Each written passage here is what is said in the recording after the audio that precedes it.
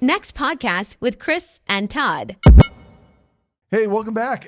Man, this next podcast. Here we go. Man, we are in it to win it. And at least I am. I can't speak for Todd today. Always. Okay, sweet. Hey, we've been highly anticipating coming back and just spending time with you and just kind of talking about some of those topics. I think this year, how to draw us closer to God, how to bring us closer to God, and really keep our focus and attention where it needs to be in a lot of different areas. Yeah, I think we're just going to cover a lot of different areas in life, things that we all kind of walk through in some kind of way and go, how do we honor God with it? How do we make sure that we're not letting it take over our lives in a bad way? Yeah, rock and roll. But side note, hey, new things that we got. Fistful of mugs right here. Hey, check it out. That is a large handle. If you're listening, we have coffee mugs that say next podcast on them.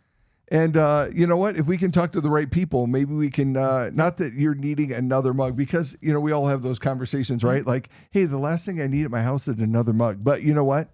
Do you ever have a podcast mug? I don't think so. No. So let's check it out. Tell your friends about the mug and the podcast. Yeah. Like, if you want a mug, we'll figure out ways to get you one. So, or let you know how you can purchase one. Yeah, either way. I mean, I don't have the dough to be giving that stuff away. Oh no, you would be covering it for sure. But we would just help you find a way to That's order right. one. I'm gonna have to start GoFundMe to cover my mug expenses. Like, help Chris be able to hand out mugs. It'll be awesome. No, but seriously, as we start this new season, we'd love for you to come along with us. We'd love for you to tell people about it, and love for you to just hopefully find some ways in the middle of all of life to say, man, our goal is to honor and glorify God, but it's also opportunities to grow closer to Him. Mm-hmm. And man, I don't know about you, but there are things I deal with and I'm dealing with every day where I'm like, yep, definitely thankful that God was in the middle of that. And how do I get better? I just had a conversation just the other day. How do I get better at doing some intentional things that are going to help my family and help my marriage and just help me as an individual? And it was just encouraging to have that conversation. So that's awesome. Yeah. Well, now that we're back in it, I mean, one of the things we were going to cover today is just kind of talking about just travel in life and being able to experience new things, and whether that's moving to a different area or just traveling just for vacation or whatever it is. I think some of it could be talking about, hey, you need that rest, all those kind of things. But since coming out of summer, what was the swore out travel schedule this summer? Man, I tell you what, lot of weddings. Still, I've got 3 more, so let's get fired up. But no, it was good. We took our vacation at the end of May, beginning of June, and we took over 3,000 miles, and we did Yellowstone and the coast by Seattle and Astoria and Crater Lake, which is hands down one of my favorite places to ever visit. It's just so cool. And then went down to the Redwoods and Salt Lake City and then back home, and just time in the car. And I think there are 2 theories on time in the car, right? There's man, I can't wait to get in the car, which before vacation, that is definitely me. Let's get in the car. Let's get fired up. And then you get in the car, and it's like that old adage that says, everybody has a plan until they get punched in the face. And it doesn't take long for that punch to come once you get in the car, right? Like, you're driving along. Hey, this is great. Now I want to punch on. That's right. They're in my seat. They took my stuff. Move your feet. I'm tired of this. Can we watch a movie? Can we be on our electronics? I don't know what we're doing. How long till we get there? Yeah. And you're going, oh, dear heavens. I'm about ready to just look out the window and enjoy your life. That's right. Be thankful I have let you live this long. So, no, it was great. At my age, it's like, well, no serious car trouble. All right, we made it, and everybody. Good trip, no problems, right. No extra expenses. This was awesome. We didn't have to put new brakes on, or we didn't have to fix a radiator. Things that are really exciting as a dad, right? Like those big life small decisions, wins on small the vacation. Wins. So no, but it was really great. Just got to show the girls some of the places that we had lived, and got to introduce them to some awesome people that we knew, and that was pretty fantastic. And then just got to see, granted, I like to take things in and be intentional in moments, but I also love just, being able to hit spots and be like, hey, this is cool. You've been there. This is great. We saw this. And I'm not trying to shortchange my girls. I'm not, but sometimes you got to do just what you got to do. We got done with the trip, 10 days, over 3,000 miles. And our girls were like, well, how come we didn't go to Glacier? It's like, Be thankful. not the thing you say to your dad after he just took you on vacation, but you could have had 2 states in 10 days because Glacier is not just a one and done, or you get the 10 states. So you get to see 10 things. Glacier's still there. Hopefully nobody wrecks that, in the near future. So Bears, Lions, and Tigers, oh my, will still be there. So there you go. Anyway, so no, great summer. A couple things for family stuff here and random odds, and we'll go see our daughter here in a little bit. Super fired up about that. So yeah. What about the Lynch crew, man? We had a few times. One of the places we like to go is Wisconsin Dells, so we did that over summer. Love me some Wisconsin Dells. It's a good place. Man. And then our family, kind of my side of the family, we all went to we kind of picked a random place and was like, hey, we haven't been here before, haven't checked it out. So that was a trip to Tennessee. Ooh. Pigeon Forge, Gatlinburg area. That's awesome. It was actually a lot of fun and just a good experience. And we live out here in the Black Hills, and there's a lot of beauty within it. But just being able to go to the Smoky Mountains and be able to go, this is a different kind of beauty. Yeah, and I've heard good things. A lot of good Yelp reviews on that. And so it's one of those things that I very much appreciate, being able to go see different parts of the world. And I'd say world, I should say nation right now, but it's awesome to be able to see those kind of experiences with your kids. But I recognize, I don't think my kids value the same thing I do in this. I'm like, man, look at the beauty of this. They're like, sweet. When do we get to the waterfall? That's right. Part of this hike. And I'm like, I think so. And then they get there and you're like, can we go to it? No. It's here to look at, not to go play in. In the movies, they always go in the waterfall. I know. Is there something behind the waterfall, not Dad? happening. Your kids would be like, Dad, I think there's a secret passage. We should go discover it. Absolutely. Let's go. They're climbing on rocks that are wet. And you're like, stop it. This is not going to go well. And eventually somebody in the group is like, be careful. Don't slip. Don't fall. You got somebody's like, no, keep going. The other one's like, no, stop. Don't go. Right. I've ruined my girls to where they're like, is it lunchtime yet? Like, hey, this is great. When do we eat? What are we eating? You said something about milkshakes and barbecue. This has been great, but I'm hungry. If there was like a seventh wonder, you just ate an hour ago. I know. Come on. We've got snacks in the car. Quit being so hungry. But no, you take them somewhere. And they're like, okay, we saw it. And you're like, no, I want you to enjoy this moment while we're here. We're on the coast of Oregon, looking at Haystack Rock, in Cannon Beach, and just a beautiful place. And I'm looking back, and my wife and my girls are sitting there going, yeah, it's water. We've seen it before. And you're like, wait a minute. I have never brought you to the ocean right now, and you're killing me. And I'm like, okay, well, fine. Let's go look at some shops or something. But no, it's a weird dynamic, right? It's like in the car, you're like, suddenly there's nothing to do, even though you intentionally packed all the things that you were supposed to have for this trip. Plus, your mom took time to buy $100 worth of snacks that suddenly you don't like any of them. And sweet Jesus, what are we going to do here? But then, and so all these things when you're in the car, man, I have learned to get in the car differently than when I used to get in the car. I used to be like, let's put the pedal down, let's go. And now I just have to, for lack of better phrasing, serenity now. Just be patient as I get in the car and just say, you know what? Whatever's whatever. And, okay, you got to stop for the bathroom 18 times in the last hour. Rock and roll. Let's go. All right, here we go. I think in this conversation, you may be like, okay, so what's the spiritual component to this? Don't lose your stuff in the car. My encouragement and more thought-provoking part of this would be I think travel sometimes, I get it. It depends on money. It depends on your situation. But I do think it's important to pull yourself out of, in some kind of way, just kind of the normal components that you're living in. I think God teaches us by having a Sabbath. And there's also times where I think God even encourages, go take a retreat, go do something that's just meaningful for you. Yeah. That will stretch you. I was talking to a guy the other day, and he's just like, man, I just feel stuck in my relationship with God. It's good. It's been going all right, but it feels kind of, And I said, well, one of the things I would encourage you to do is maybe go to a men's retreat that's, hey, it's only 20 guys. It's this kind of dynamic. You may not know any of them, but put yourself in a situation that may stretch you, may go. And so when we say travel, I look back in my life, I'm so thankful my parents did some intentional trips of like, hey, when we became seniors in high school, we got to do a trip, and I still remember that. And it's things that I want to be able to do with my kids, of being able to do certain trips. I know you do that too. Yeah. So there's just intentionality on, yes, even in your own walk of like, okay, do I need to break up the routine a little bit to go experience something new with God and go enjoy his creation, or enjoy something with a new dynamic, a spiritual dynamic. Yeah. And some of those things. Well, and I was listening to something the other day, and it just got me thinking about,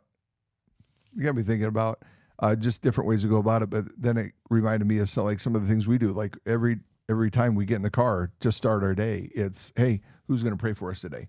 So we take those moments and times to say, okay, God, whatever happens today, it's yours. You know, we obviously want to get to where we're going. We obviously want to see the things that we get to see. But God, if we need to pause or get stopped or help someone out or be an encouragement, or even the way that we interact when we get out of the car, like, you know, all of us can relate to that. Like, hey, it's Sunday morning, pull yourselves together and don't yell at each other while we're walking into church, please, you know. But it really is. It was that moment. Like, that's something we've always done. I mean, something my mom and dad did. Hey, we get in the car, we're going. Let's take a moment to pray and just ask that God would bless our time. And my hope is that gives us perspective on this day is the day that God's gave us. You know, my mom would always say, this is the day the Lord has made. And I'm like, yeah, but I don't feel it right now. I'm not going to rejoice. I know I'm not rejoicing. You rejoice in your own way, you know. But you know, as with anything, as you get older, you get to the place where you're like, okay, I see and I understand that even though this day may not go what we want, it's still his day, and he's still giving us the opportunity to be alive and to enjoy it and to really hopefully be reminded that we get to spend time together, because not everybody gets those opportunities to be together with those people or to do things like that. And For you personally, when it comes to, because I mean, you're a pastor, you've got a busy life, you got 4 girls that you're trying to navigate, and you got your wife too, and all those kind of things. You know, I mean, we talked to plenty of people. Life can feel overwhelming. Yeah, absolutely. And sometimes these breaks, these kind of travel moments are critical. Yeah. But I mean, have you had the moment to where you went on vacation and came back more tired? Oh yeah, absolutely. You always do. So what do you do with that? Because then you're like, I need a vacation from the vacation. I know. That should be a T-shirt, right? If it's not a T-shirt, I need a vacation from my vacation. I am in favor of having mandatory half days after you come back from vacation. I think that'd be a necessary thing. Like, hey, quit trying to get back into the swing of things. Like, you spent 10 days and obviously there are different kinds of vacations, right? Like, I've been able to go somewhere where I got to sit for 7 days, and that was amazing and that was refreshing. And I think, per your question, I think there are just different kinds of vacations, right? Absolutely. And you just have to prepare yourself as such. Like, I know it stinks to be in the car for 3,000 plus miles in 10 days, but you're also having fun. And if it's a fun vacation, okay, I know you're exhausted when you come back, but you got to prepare yourself to come back and be ready for it. Or if you just need those moments, like I know you and Tina recently, or not too long ago, went and just it was you two. Yep. And I think those are good moments too, because it's just a moment to pause and maybe have even more intentional conversations, because you know your kids are the same way as mine. What are you guys talking about? What did I hear that? Wait a minute. Listen, I asked you to clean your room and I was 3 feet from you and you didn't hear it. But now you're in the back of the Bourbon with the radio blasting, and you heard me mention your name and something about something, and you're like, when did you get super amazing hearing all of a sudden? So you're like, and you can't have those conversations unless you're intentional in being alone. And sometimes it's been important for us to come back just that day early. As much as you want to cram, as much as you want to into that vacation, it's just as important to come back a day early and just be like, okay, we need a moment to breathe, do laundry, and just prepare myself to get back into the grind of the day. I think coming back early, that was a decision we made a while back, and just trying to, okay, we have this extra day that we need it. I need it, or I'm just going to be like, my brain is going to be swirling and moving around, and you get out of routine, and man, that's not always fun to get out of routine, but it's necessary to put yourself in a position to win, not in the winning standpoint, but a position to be able to give your best when you do come back. And that's not always the easiest thing to do because you just had a great time, and you're thankful for it. But yeah. Yeah, I think sometimes we always put vacation should be that refilling time. And I go, sometimes. Yep. Vacation can sometimes be more about, and I should say travel can be more about connection. It can be more. Absolutely. Man, I haven't seen my family in a long time. I know you've got your family here. I don't. I've got a lot of the travel that we do is sometimes going and seeing family or family is with us. Yeah. We've actually had to learn on some levels, like we just need our own time too, just as a family. And so learning how to do all those things well and trying to go, it should kind of do, yes, it gives you a reprieve from work. It gives you a reprieve from the normal day-to-day routine, but it also is providing these moments to where you're like, man, it'd be hard to create this kind of moment. Yeah, absolutely. Back where we live. Yep. And I think that's important for like you with your family not here. It just kind of stinks to be like, hey, everybody come here. Well, then it's all on Tina and you to try to navigate and try to orchestrate everything that's going on rather than, hey, we're all in the same boat at this location. And you picked a great vacation place. Like I've been thinking about that area for a long time. Like, so, and like you talked about, like, it's not just time with your family, it's time with you and your 4 kids, to really like, hey, we want to be intentional with you. So, same question to you, like when you go and come back, what has been something that's helped you take that next step back in from whatever kind of vacation was, whether it was an intentional quiet one or memory making one? For me personally, like anytime I'm a week away, maybe like 10 days, I start to get the itch of like, I want to be back home. Yeah. Some people can do 2 to 3 weeks. I've seen people who do that, and I'm like, man, I don't know how you do it because I get homesick almost. I'm like, I want to be home. I want to be in my bed. I want to be knowing where things are at. It's just those kind of things. So a week for me, and I'm like, okay, I'm good. Yeah. Some of it I've had to learn, like, especially if it's like a trip with family, there's expectations I put on it that I've had to navigate. I'm like, oh, this will be our connecting time. And I remember one time, it just nobody's fault, but like we were in 2 separate areas and we all like, my kid is the oldest and she's 11. So there's like 9 kids all between 0 to 11. And so, wow. So you need to put them to bed in order for the adults to connect. It's only 5:30. I don't care. Right. Go to sleep.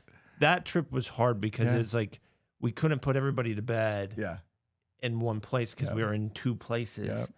And I felt like, man, I feel like I missed out on being able to connect with my family. And it made me mad. Like I came back from vacation going, well, that sucked. Yeah. And so for me, I've had to learn to be like, okay, may have to manage some of my expectations with this.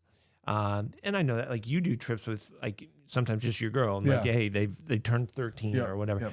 And I may have to do, and I once again will have to manage my expectation because I want it to be this, but I'm realizing this is not for me. This is for them. And I hoping to accomplish some of those.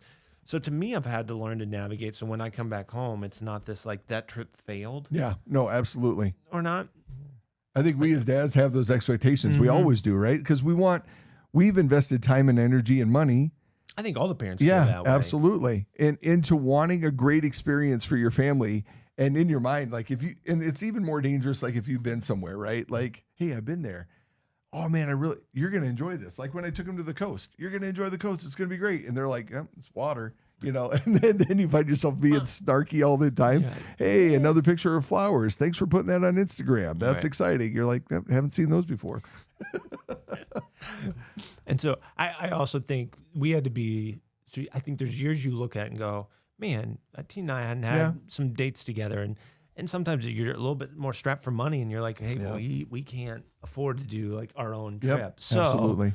We go see grandparents and be like, hey, grandparents, you mind watching them for a day or two so we can go have some time?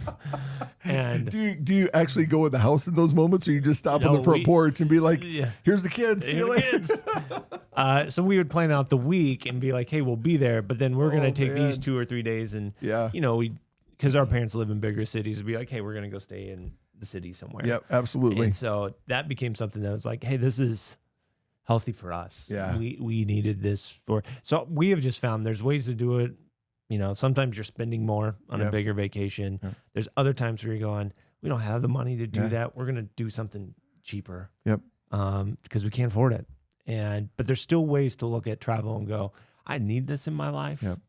And it's hard because it's not like it's some biblical concept that's like, you must take a vacation. Yeah. Psalms 32:1. Like, no, it's not there. But it's actually in Habakkuk, but whatever. Go take that vacation. Yeah. But God does say to steward your life. Yeah. Yeah. And that's why he created the routine of a Sabbath. But I think he's even going, hey, there's times where I just want you to sit at my feet. And by that, I mean, sit in my creation, sit and having family moments together. And that's the beautiful blessing that he gives us. Yes, we have them in the routine stuff, but we also can have them when we kind of pull ourselves out of, let's go experiencing something new. And there'll be some personalities that are driven towards this. They know this. They want the change. They want it constantly. But there's others who like, man, I really like my rhythms. Oh, yeah, absolutely. I really like my routine. And I'm more that person. So that's why a weekend, I'm like, we all ready to get back? Get me out of here. Get me out of here. Because I'm good. Yeah. This has been awesome. You're sending up flares. Like, yeah, like, Tina's I'm ready. What I'm are ready you to go doing back right now. Luckily, I married someone who's somewhat in the same boat of like, yep, it's time. Yeah, absolutely. Now, if it's just the two of us, sure, we could be like, hey, we could stay longer. If you're looking at Tina when you're just by yourself and you're like, hey, listen, this has been fun, but it's time to go. You should like, so you don't want to spend time with me. Yeah. But and nobody wants to hear that. But there's also different seasons of your life to where you may go, man, it's been so tiring. I might need extra time. Yep. Fair enough. Fair enough. That's a part of like, I think looking at travel this way of being like, I need times away from my busy life. Yep. And even if your life isn't crazy busy, most you of still us need are, time away. You still need that time away, and looking, going, am I going at a pace that's way too fast? Yeah.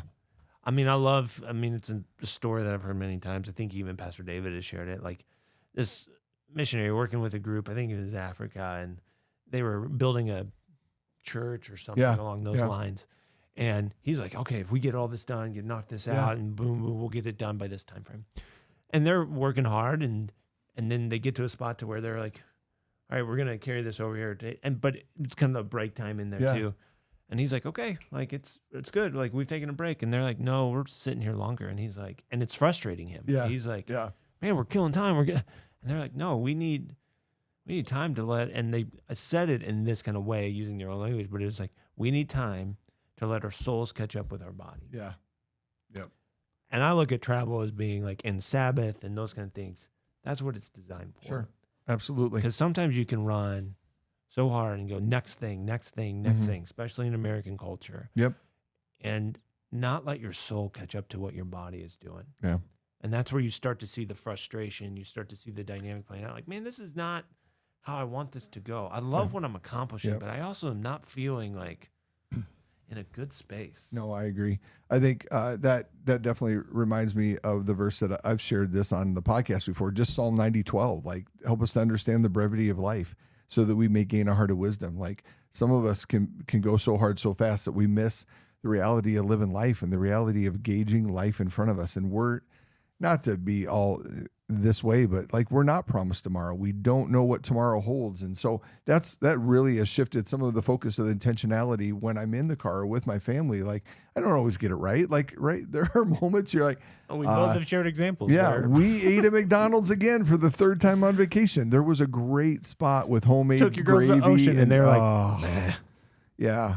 But then they meet somebody that you met and they hit it off, and it's like or they get to see a friend that they haven't seen, that just brings joy to their face and it reminds you. But really understanding like life is so unbelievably short, and I know we say that, but I mean even in the broader scope of eternity, like our life is a drop in the bucket in the midst of eternity, and so however long we're given. I mean, I just said goodbye to my 97-year-old great aunt, and the fact that she got to live 97 years, it's not lost on me. But in the scope of eternity, 97 years is nothing. Short. And so I think that reality of intentionality and gaining wisdom, are we gaining wisdom in the way in which we're living? Because we don't want to repeat the same mistakes. We don't want to repeat the same patterns. We don't want to, we talk about that all the time. Like, oh, my parents did this. My parents did that. I don't want to do that. I don't want to see that happen. And not that some of those things are bad, but we want to course correct some things that we definitely want to make happen in our families, and intentionality with our kids and time with God and the things that we do and getting away are things that I believe that help us grow in wisdom and help us understand that life is a gift and it's important to live it. I think the wisdom in that is learning to take the breaks that you need so that you can pause in life and appreciate it and be grateful for it. Sure. But also just be able to take in what God's created, take in new moments, and take life maybe a little bit slower. Yeah. And travel helps you do that. I understand there's some of us would be like, I've planned it all out. Here's how it's all going to go. And I go, I understand. But at some point you've got to find a ways to, I think many of us live in just very tension-filled lives. Yep. Travel kind of helps us relax a little bit. Not always. You've got to learn how to do it in a way. And that's where it's like travel and Sabbath and taking those breaks should teach you a wisdom to go, okay, am I living a life that's way too full of tension? Yep, absolutely. So. I think we should have brought pictures this morning. We could have pictures of our trips, a couple of our favorites, something like that. And everybody would have been like, great, thanks for showing us those. Mm-hmm. So, but no, I hope that helps. I hope that at least gives you an opportunity for conversation to say, okay, is there a conversation we need to have about being, and this is the one thing that I found probably as we close our time, put it on the calendar. If you don't put it on the calendar, it just becomes something that gets lost in space and just becomes that thing that you forget about. And you're like, oh, we were going to do that. No, put it on the calendar and start planning and saying yes to things you can say yes to and no, so that you can, even if it's just getting away to Denver or getting away to the Bighorns or whatever you as a family love to think about. And, maybe you just want to go back to Canada. I don't know, whatever it is, but put it on the calendar so that it's an intentional mark of saying we want to see this happen here, and this is what we're doing. So awesome. Yeah. Good stuff. Well, here we go. We started the podcast again. That's it. Hey, tell your friends about it. We'd love for them to check it out and see what's going on as we kind of unpack and discover what we're going to talk about this season on the next podcast.